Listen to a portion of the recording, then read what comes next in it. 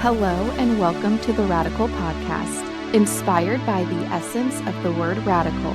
Proceeding from the root, we explore the roots of metaphysical wisdom.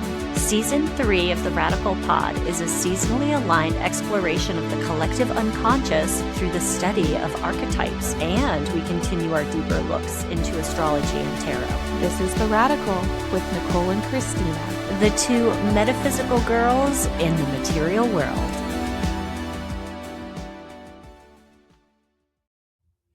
Hello, welcome to the Radical Podcast. This is Christina. And I'm Nicole. Today, on our second episode of the third season, we are covering the fifth house. It's a lot of numbers in the introduction.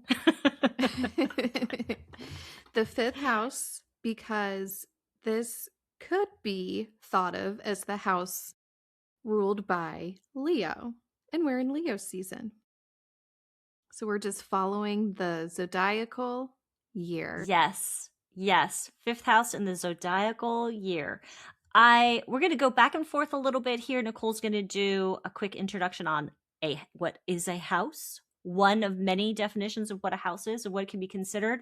I've got a list, and then we're going to talk about some tarot cards associated with the fifth house. And I've got the message from the universe from the Literary Witches Oracle deck. I am so excited to talk about these two authors. Oh, I already gave you a sneak peek. There's another number. There's 2. But let's get started, Nicole. What is a house? Okay, so houses in astrology could be thought of as places, topics, and thematic areas in our human life. I remember when we talked about houses in the first season, we used the metaphor of like actors on a stage. That's sometimes another way you could think of the houses, as like the stage or the place in life where zodiacal and planetary energies combine and express themselves. The houses are sort of the most specific out of zodiac signs, planets, and houses. The houses get specific, nitty-gritty, and very detailed in their meaning and what they can convey to us. In ancient astrology, the houses were thought of as a way for the gods and goddesses to relate to human life. In ancient astrology, the gods and goddesses were represented by the celestial bodies or the planets. And there was this idea that they were sort of operating in like a different dimension or a different vibration or wavelength.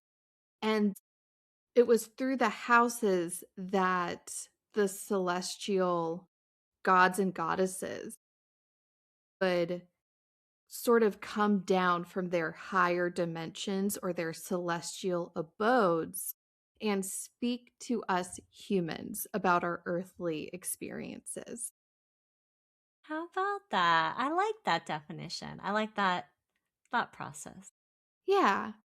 So it was sort of this intermediary between the gods and goddesses as represented by the planets and us here on Earth having an earthly human life.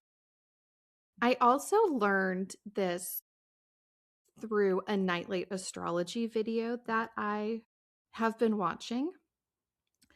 And the verb used sort of helped click the information in my head. So the signs, the zodiac signs, distribute the house topics. Oh, okay. So let me give you an example, because this was like a big light bulb moment for me. We're talking about the fifth house today, and in my birth chart, my fifth house cusp is in Pisces. So what that means is that Pisces in my chart distributes the topics of the fifth house to Neptune because Neptune rules Pisces. So, if I'm looking at my birth chart, I have the option to look at Neptune's placement to gain additional insight. And my Neptune is in Capricorn. So, some fun meanings of that in a fifth house context would be that placement of Neptune in Capricorn gives my dreams a job. It's about living with grit and self sufficiency and being the master of your life. I can also look at Jupiter's placement in my birth chart because Jupiter is the traditional ruler of Pisces and kind of delineate a meaning in the same way. Mm-hmm. And I can also look at the actual celestial bodies that occupy the fifth house to gain insight about the fifth house and its expression in my life. My fifth house is empty. Um, but like I said, that idea of the zodiac sign distributing Yeah. the house topic to its ruling planet was new and very captivating to me. In my Celestial Bodies Oracle deck, in their guidebook, they offer a suggestion about. So I'll tell you their suggestion for the fifth house. It says, look to the sign on the cusp of the fifth house and reflect on how that sign has influenced your sense of playfulness, creativity, and self expression, some of the key attributes or the key energies in the fifth house. Even if there's not a planet there, you can look at the sign, like Nicole just Mm-hmm. mentioned, on the cusp. And they say cusp, but I'm sure there's something to do with degrees and all that others, where the sign is in the house.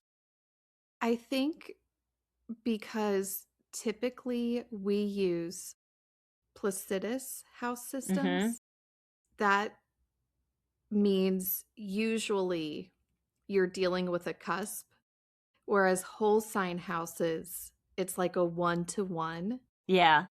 My main birth chart is not a 1-to-1. It's a Placidus. So Mm-hmm. if it's divided, you look at the sign that's on the cusp, and then that can help you interpret and distribute the energy and the Yeah. teachings of that house. That's so fascinating.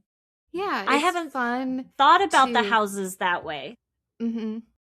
So I'll summarize that and put it in the Substack so that you don't have to remember it. It'll be there if you want to do the same thing looking at your birth chart.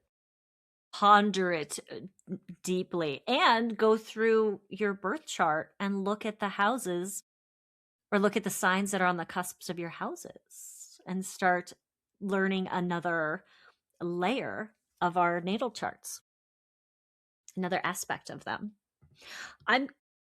Are we ready for the list, Nicole? Mm-hmm. I'm going to go through some of the correspondences and attributes of the fifth house. The element is fire, the modality is fixed, and the polarity is yang. And this is because the zodiac sign that rules the fifth house is Leo. And those are the characteristics of Leo, but also the planet that rules the fifth house, the sun, also has those same characteristics. I went down a little rabbit hole with sun deities. I was listening to, I recently drove back and forth. I did a long car drive, and I was listening to an audiobook, The Lord of the Rings. And in that book, they had the sun deity as a female and the moon deity as a male. And it made me think about how I read that before. So I just went on a little look at sun deities. And I saw this little figurine recently in a metaphysical shop, and it was the lion-headed goddess of Sekhmet, the destructive, scorching heat of midday sun was frequently personified by the lioness-headed goddess Sekhmet. I put that in our notes for when we make our tarot deck. I'm going to be pushing for a little bit of imagery with the sun. I can't help but think of a lion, but that also goes with Leo. But that is also the energy and the qualities of the fifth house. The tarot cards, we're going to talk a lot more about tarot cards. We're going to talk about the sun. We're going to talk about strength. But also, I wanted to point out that the court card that rules the fifth house is the King of Wands. Kings all represent the fixed modality in the houses, and Leo is fixed fire. So that's the King of Wands. Wands is fire. And my mythic tarot deck, King Theseus of Athens is the myth associated with the King of Wands, because the story, that myth is the embodiment of a true hero, strength and courage and determination and confidence, because his vision is that humanity might be more than it is. Now, the end of his story didn't end well, like almost all Greek myths. But the Theseus is one of the companions of Jason on the quest for the Golden Fleece. And also Theseus was the one who defeated the Minotaur and the story that goes with that. So just something to think about there. But the King of Wands rules the fifth house, fixed fire. I pulled out my Celestial Bodies Oracle deck that has been calling to me on my bookshelf, and I'm going to be using that, I feel like, a lot this season. It's got a lot of good information that I wanted to get out. And I have a picture of the cards that Nicole is going to share. And the artwork is a lot for me. So I wanted to share the name of the card is the Imaginary. And the artwork description is stigmas, styles, ovaries, and petals, blooming, blossoming, undulating together in a vibrant orgy of plant sexuality, culminating in a point of perfect virility and the affirmation of life. And the energy and the creativity and the possibility of this card and the energy of this card, I think, helped me see another aspect of this, or this house. I kept saying this card, of this house, helped me see this house in a different way from the imagery on that card. And also I'll share the Leo card, the Sun card, and the fire card artwork on there. But the question, I didn't think about the fifth house really in a creativity or fertility way, but the question for this house is, how do you define fertility?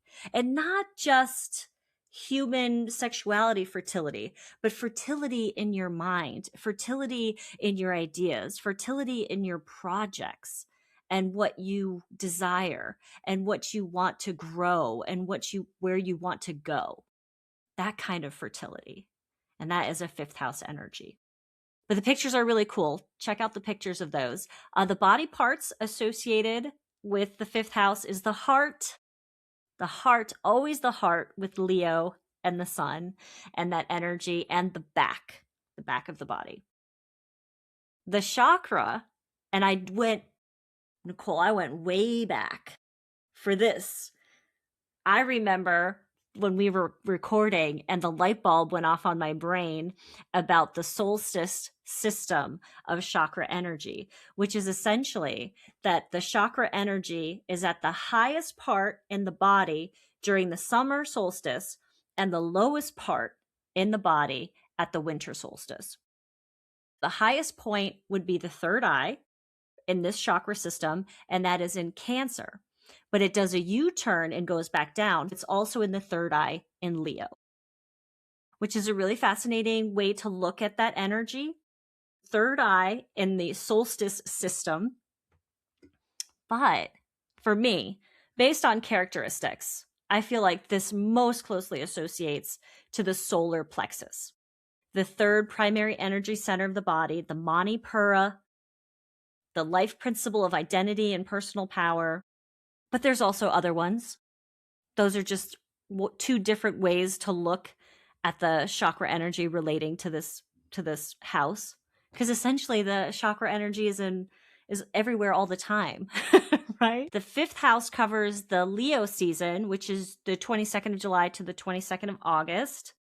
Nicole, do you see I have a note here about August Mhm. 2027 and the Jupiter grand finale that you've been talking about with all the eclipses next year? Whew. I know Yes. that the full moon in Leo next week, Jupiter is going to be conjoining the sun. And that feels very fifth house expanding. Yes. Yes. Yes. The For the wheel of the year, talking about the calendar, the 1st of August is the fixed date of the Sabbath of Lughnasadh.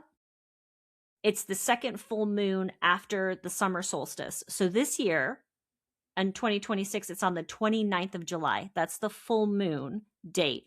But they do have a fixed date. Lughnasadh is, I don't use Lammas, which is Loaf Mass Day, which is actually a Christian holiday in English-speaking countries. If that resonates with you listeners, know that that's Lammas, and then Lughnasadh is the actual pagan wheel of the year, earth-based spirituality name of that, based off of the Celtic god Lugh and Nasad, which is the word for an assembly. Lugh was a warrior king, a master. The time of year they would have athletic events and large gatherings and bringing people together for all kinds of different things. And you could see how that's easy for me to relate to Leo energy. Feats of strength and getting together to like eat and drink and be happy. Mhm.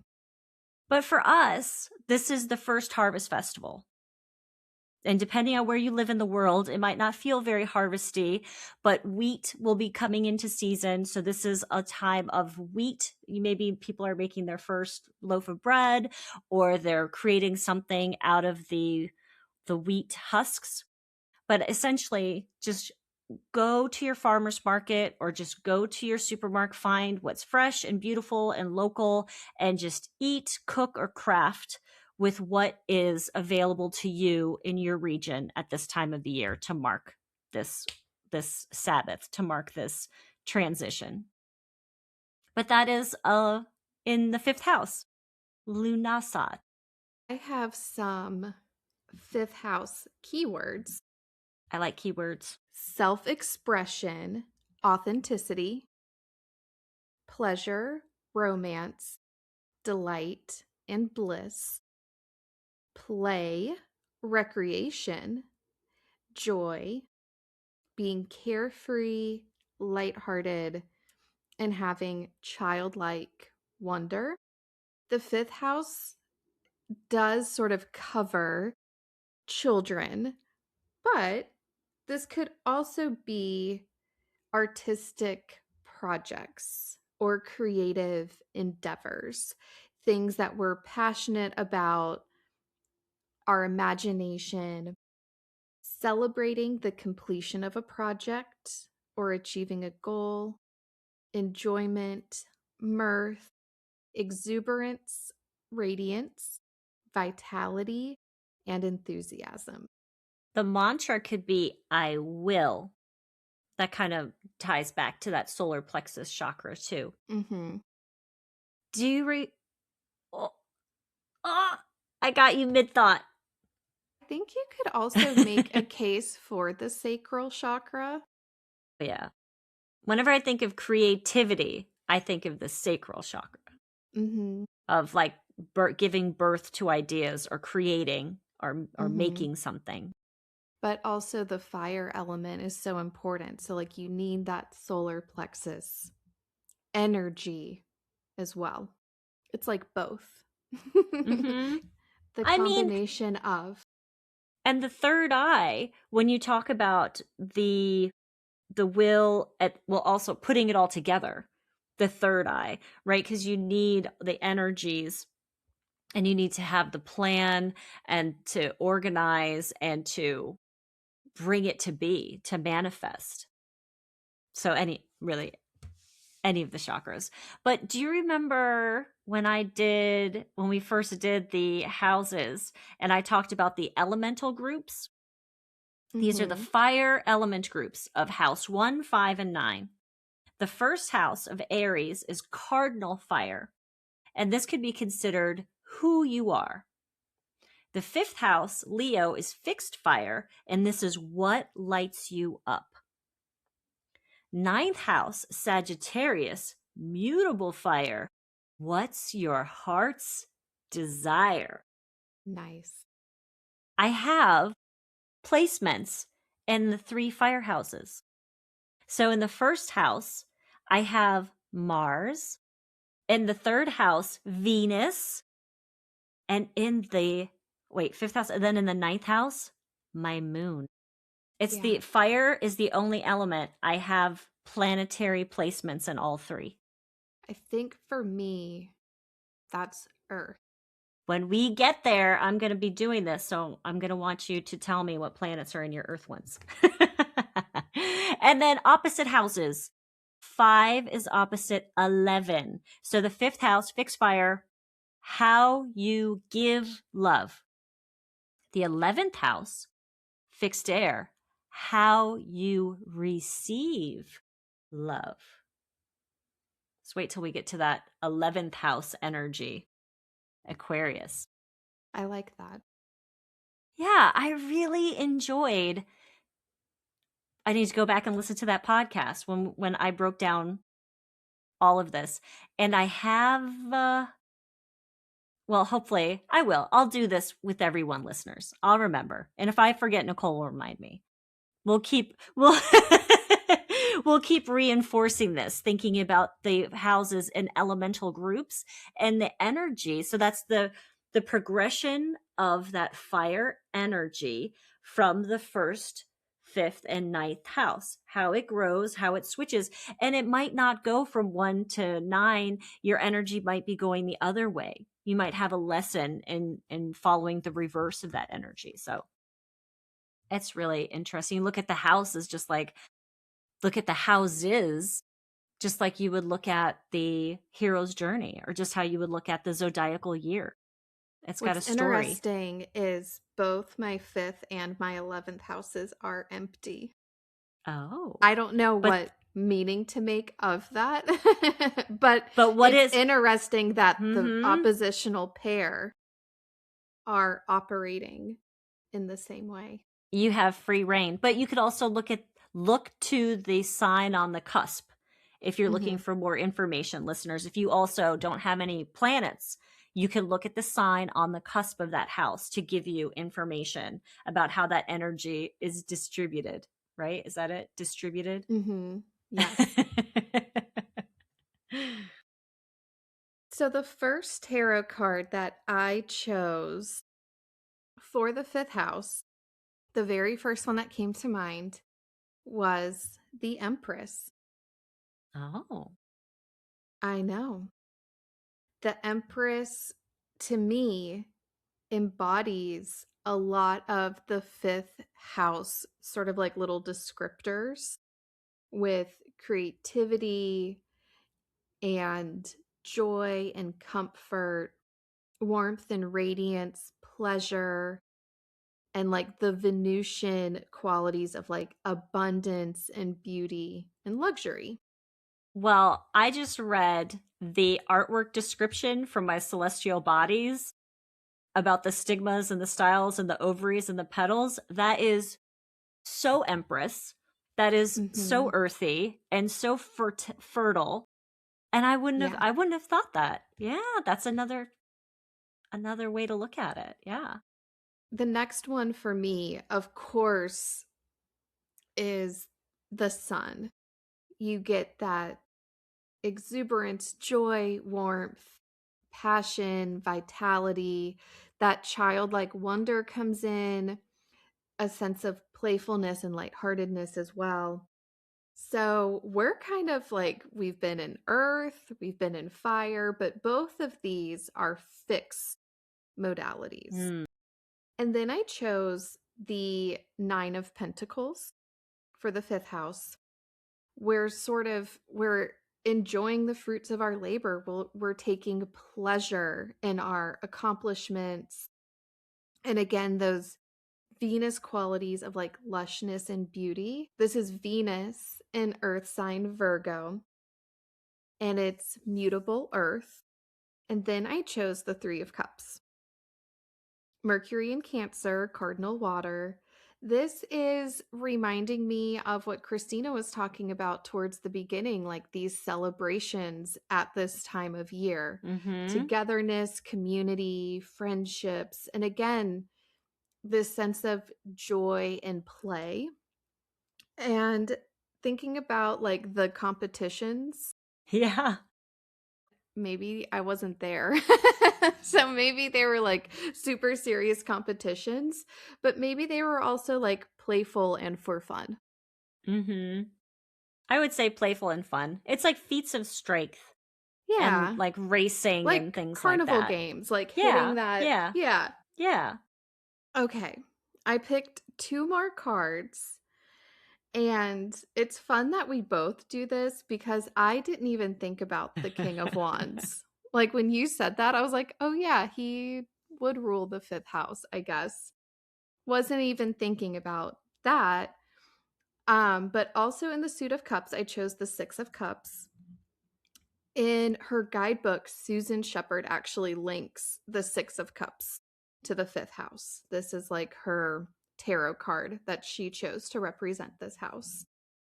And this is more of that childlike wonder, playfulness, sweetness, joy, bliss and harmony, contentment. This is the sun in the sign of Scorpio, and it's fixed water. And lastly, the Page of Cups. This is creative inspiration, imagination, lightheartedness, romance, enthusiasm, and playfulness. And I think something with romance is it doesn't have to be a romantic suitor doing some kind of romantic gesture. Romance is like an aesthetic, it's an attitude. And I think it's how you choose to see your life, if that makes sense. And I think sometimes it gets a bad name because we're like, "Oh, don't romanticize that. Mm-hmm. Don't give it meaning that's not there." But I think a certain degree of romanticizing can be the same as being like an optimist or Yeah. looking at things with like the rose tinted glasses, if that makes sense. Approaching your life, even if it's just for yourself, with these romantic qualities, and it doesn't have to involve another person. The Page of Cups also, they clearly don't have to have like those clothes. So like they the clothes are done in a way to project a bit of whimsy, a bit of theatricalness, a bit of showiness, a bit of, just that same thing. It's like, yeah, you don't have to, put on that shawl or, take a moment to spray on your perfume, but you can. You know what I mean? You Yeah. you can add a little more touch of that lightness and that luxury and that, a little bit more of that Mhm. whimsy into your Mhm. life. Whenever I Yeah. see the Page of Cups, I think that it's sort of like from the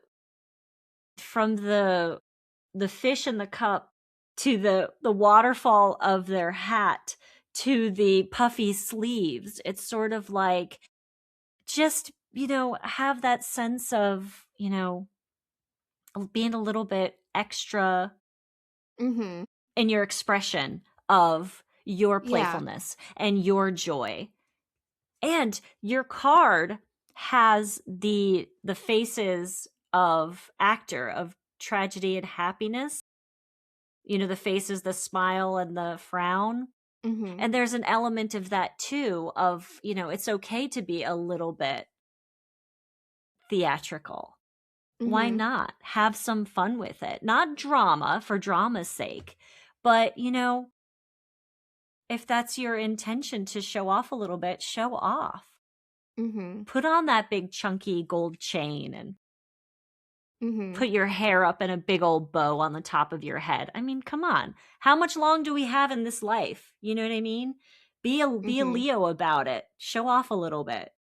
Exactly. And there's a little bit of like Venus energy in there too with like Mhm. aesthetics and Yeah. wanting to have that like sort of performative Mhm. quality.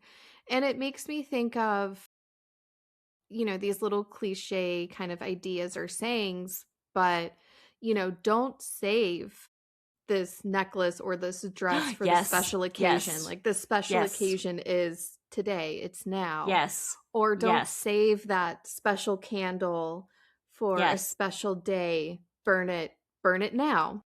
Exactly. It's Exactly. that it's that idea of like romanticizing your life and allowing these indulgences to come in a way that makes you feel a little extra special, a little extra Yeah. lovely, a little extra Magical, a little extra exactly. love yourself a little extra. Like I said, that perfume or that extra necklace. I mean, Mhm. don't save it. Wear it now. Spray it now. Like that's my thought of the Page of Cups. It's Yeah. always that little bit of just like, who cares if people don't like my hat? I like my hat. I'm wearing my Yes. hat. It makes me happy. My honorable mention is the 8 Oh. of Pentacles, Sun in Virgo. But I decided to hold off because I think the 8 of Pentacles is going to show up next zodiacal season with Virgo because I think this card, the 8 of Pentacles, is going to align with the 6th house a little bit better. But it was a thought. So, if I tally up everything from the tarot cards that I chose for the 5th house, then the 5th house through the lens of tarot, the leading zodiac sign are their earth and water signs, not fire. I did forget the King of Wands, so there's You that. Would that you didn't change anything? you didn't forget him. He just wasn't part of that party you planned.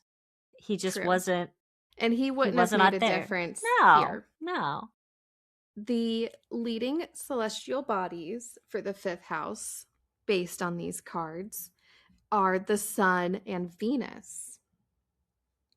I I can feel that. That Mm. feels correct. That feels like it makes sense to me.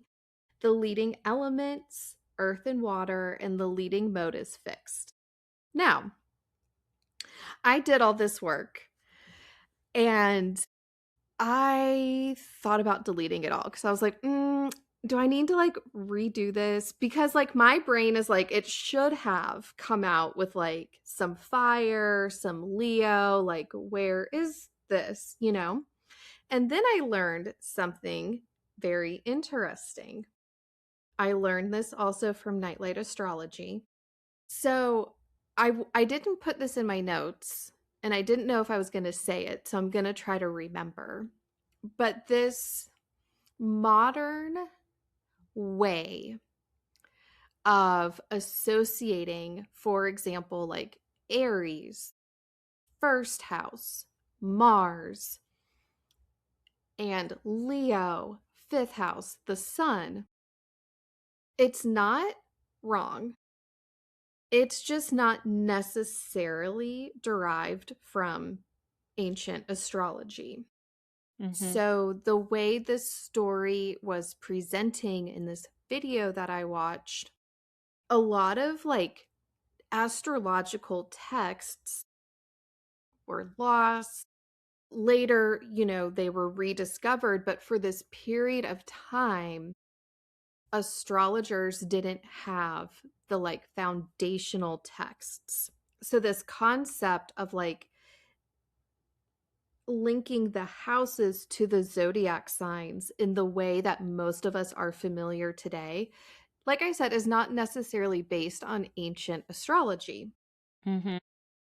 And the fifth house in ancient astrology, in these ancient texts, was called the joy of Venus.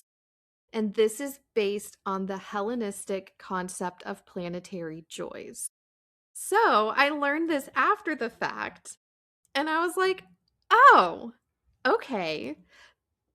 Through the lens of tarot, we see how Venus and the fifth house are connected. And then I learned that about ancient astrology, and the fifth house is the joy of Venus. It makes so much sense. But so does Leo's influence and the sun.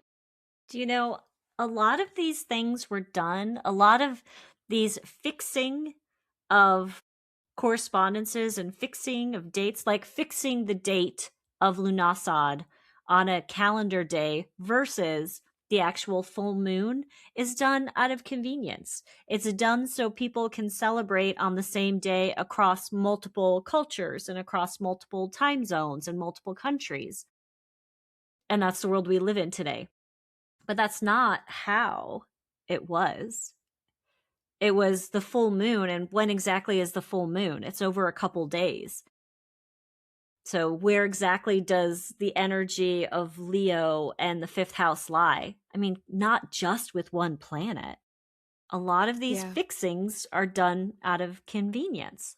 It'll be interesting as we keep moving through the year because I'm going to do this. I'm going to pick out the cards, do my little tallying up, and then I'm going to go back to the notes from that video and see what Yeah, ancient astrology said about the particular house we're studying and which planetary joy that house corresponds to. I'm very curious I like because, it. like I said, I was like, I don't know if this, here I am with my obsession of like, is this right? Did I do this right?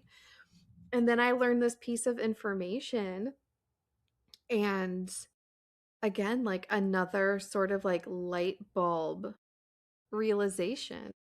I like it. I see your cards down here that you Oh, chose. well, these are the cards that are assigned. I have the Sun card, the Sun tarot card for the planet. The house is the King of Wands, and the zodiac sign Leo for strength. So those three cards are around on the top row. Then, if we remember that the decanical, that's it. Oh my gosh. I couldn't think of the word. The decanical planetary and zodiacal assignments.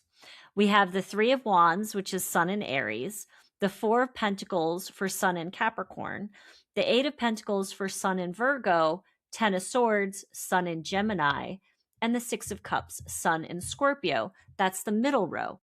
So you can look at these cards in this fashion. You can look at those five cards in a row like that and I arrange them the way that the zodiac arranges the elements from fire to earth to air to water, because we start in Aries. But listeners, you can arrange the elements however you choose. And you And you chose those five because those are the five sun, that are, yes, ruled by the yeah, sun. Okay. sun cards. And then the 3 Leo decans. And then the 3 Yes. Leo. So this is the Sun and Leo cards and the King of Wands just hanging out.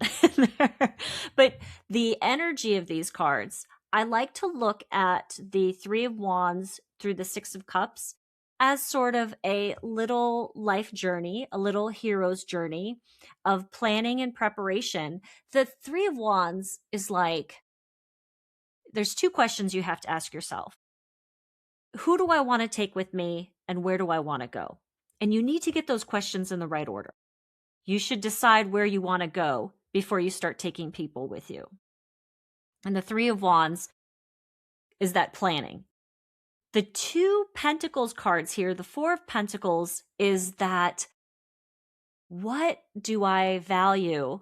How am I going to share? What am I going to do with the resources I have? I'm going to save some, I'm going to share some, and I'm going to give some away. Or however I see that as how you distribute your pentacles energy. And then you're going to work hard, like the Eight of Pentacles, the Sun in Virgo, which you almost chose, He was which an is Sun honorable in Virgo mention. right here. Mhm. And then the Sun is our ego card. And what is the Ten of Swords doing here? Death of the ego. You've got to you have to let everything go. You have to let everything go at the end to get to where? Six of Cups. That joyfulness, that playfulness, that putting the pieces back together. Is this the card where we were talking about the gold mending the broken pottery? Yeah. The Yes. kintsugi. Mhm. Yes. Whenever I see the Six of Cups, I think about that. Is then you are building exactly what you want. Yeah. The Six of Cups And is you are now creating what you want. yeah. And if you look specifically at like the 10 of swords and the 6 of cups, if the 10 of swords is that like ego self breaking down, then what replaces it? It's Mm-hmm. that authentic self expression. It's Yes, that book that you wrote because it was the book you wanted to write, not the exactly. book that you were being told to Yeah. write. And I love that there's children in there and that Mhm. there's flowers in the cups because it gives it a sense of romanticism, Mhm. whimsy, and nostalgia, and a childlike wonder. Mhm. That's the fire to water arrangement of those cards. Again, listeners, you could arrange them differently. You might see them very differently. And as I'm looking at the three Leo cards, all I see now is Lunasad. That is exactly what Yeah. they would be doing during that festival. They'd be Play doing fighting. some play fighting. They do like the horse racing and then they like do like the victor and they're all kind of like together and then they're doing that defense at the end of like defending their title for the next year. But those cards at that in that part of the story is about, it's not about battle. It's about you getting your fire and learning more about yourself and about what you value and how you can do this and learning from your friends around you. Nicole, I've been going to my hot yoga classes, and I was talking to our other friend about how I feel so empowered when I go to these yoga classes. And it's not because the person next to me is doing the same thing as me, because we're clearly all doing different poses in our bodies and our abilities. It's that we're in there together, breathing together and moving together and challenging ourselves together. It's not about exactly like moving into these poses. It's that we're in it together. And there's an element of that in the Five of Wands, Mhm. is that there is something that we can learn from honing our abilities in groups with other people. And it doesn't even have to be in person. It could be like a good conversation. It could be a good conversation you're having on a website. It could be an exciting conversation you're having over the phone or over a text message or a WhatsApp. It doesn't have to be physical. It just it just highlights the good things we can get when we challenge each other and we grow Mhm. together. Yeah, very Saturn and Leo. Like a And then throwing your own confetti card, mhm. the 6 of Wands. If nobody's going to throw confetti at you, throw your own confetti. If you remember when we did that podcast. And then, stay sharp and defend what you've gained. Continue, don't rest on your laurels. Keep maintaining your edge, keep honing your skills and defending your title when you come back for the next summer um, feats of strength. But those are the decanical planets and zodiac cards. And I haven't pulled them all and looked at them like that for the fifth house. And these are specifically for the fifth house, the Sun, the King of Wands, and Strength card. I mean, how they're related, you can look at them together and see the energies of those cards. Let's just put it together and see how, and this would help you on your questions and your journey figuring out your fifth house priorities and your fifth house goals and your fifth house challenges and struggles and hopes and desires. The energies of these cards may help you or may not. Go pick your own cards. Exactly. I was just Go going to get your say, own cards. Yeah, this is just could be a starting point. yeah, And I think then, there could yeah. be more. I think there's cards Oh, like yeah. the 8 of Pentacles where it's like maybe sometimes it fits and sometimes it doesn't speak to you. Sometimes you think of it as the 5th house, maybe sometimes the 6th house. That's I think what's really fun about looking at the tarot cards again this season in these contexts is like we know what they mean and now we're putting them in different groupings. And then when you go to read for yourself or read for somebody else, you just have another layer of meaning available to you. If you draw the Empress, you could think, is this trying to convey something about my fifth house? And now, like getting the Page of Cups, I think I'm always going to remember this conversation Yeah. about sort of like romanticizing our life and burning the fancy candle and wearing the, you know, The big hat. necklace or big hat to the grocery store, like whatever that may be. It's just another layer. So when you are reading cards, it's there. These are the standard cards of this house. Do you know what I mean? Based on the standard characteristics of this house. So for me, I just said in the fifth house, I have Venus, the planet, in my fifth house, and I actually don't know what sign. I'd have to look at my birth chart. But those two elements, I could then pull the cards that represent Venus to me and the cards that represent the zodiac sign that is on the cusp of my fifth house. And then I can use some of the standard cards and some of the other cards I pulled for my fifth house energy. So I didn't even do that. I didn't pull my personal fifth house cards. Those are the Mm. standard, like, fifth house cards. Am I using that? What word? Standard? The So accepted, the known, the I think maybe like what you're trying to say is like what we are presenting are like the tarot representations of the fifth house, but mm-hmm. what you're saying is like you could use tarot in a way where it personally represents your birth chart Yeah. and Yeah. create like a kind of like collage of the cards Mm-hmm. based on like Venus in Virgo in the fifth Mm-hmm. house. And you Yeah. can pull those cards out and look at them to get more feelings Because and insights. I'd be curious to know what sign is in your fifth house based on the cards you pulled. That'd be an interesting thing. So, listeners, this is just some ideas. This is just some ways that you could use the attributes of the fifth house to help you get started, but then also use the keywords, the mantra, the artwork, the oracle card descriptions, and just start, pulling the cards that feel like they fit, and then arrange them in a way that tell a story. It could help, or it could hinder, or it can, give you a bunch of questions, which are always good. Are we ready for the messages from the universe? Yes. Okay.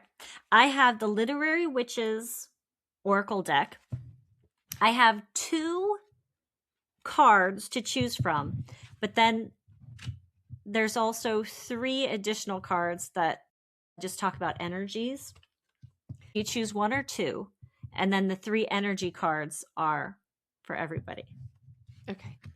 The first card is Virginia Woolf. Keyword is vision. Developing a vision, innovation, and limitations. Virginia Woolf, from 1882 to 1941, helped usher in a major new literary movement with her stream of consciousness fiction, which focuses intensely on the experience of awareness and moves fluidly among the inner lives of its characters. Her personal life, child-free, sexually liberated, and incisive feminist essays were no less radical. After a lifelong struggle with mental illness, Woolf put stones in her pockets and stepped into the river near her Sussex home. The second card is Yumiko Kurahashi. Keyword transformation. Masks, becoming, and play. Yumiko Kurahashi, from 1935 to 2005, a badass of experimental fiction from Kochi Prefecture, is almost entirely unknown among English speakers. Influenced by Kafka and French literature, Kurahashi's bizarre stories feature ghosts, flying heads, witch masks, incest, and bestiality. Her work will completely freak you out and provoke you with its fairy tale logic and philosophical underbelly. Ooh. And then the 3 cards that come with this, these are the 2 literary witches are inspiration. And then these are the energies. The hedgehog for vulnerability, hiding the heart, and tenderness. The moon, surrender, mystery, looming change. And the rabbit for waiting, making leaps, and adventure. Thank you, universe. Thank you, universe. Let's see. Next week, we are back with the Tarot Kings. The kings Yay. all together in one place where we can just talk about all of their energies. I will be under the influence of my mythic tarot deck. Again, I'll tell you what, I'm all about the myths and the archetypes now, because the archetypal myths associated with the tarot kings too. We're going to have fun with that. What archetypes would these 4 kings be? Is one a sage? Is one a hero? Is one a tyrant? You're thinking about it. You just got lost in thought. You're like, oh my God. I'm looking at the notes that I have made, and you guys are in for a treat. I took a picture of all of the kings and all of of the current tarot decks I had, and it's an overwhelming image, but you know what? I'm happy I took it because it's a good reference point for me. To see them all together like that, that's a lot of imagery, a lot of energy, a lot of kings. Until then, listeners, thank you so much. We love you. Bye. Bye. Thank you for listening to this episode. The Radical Podcast is created and produced by Nicole and Christina. Music by Van Horton. Logo design by Melissa Waples. Stay in touch with us at linktr.ee/theradicalpodnc.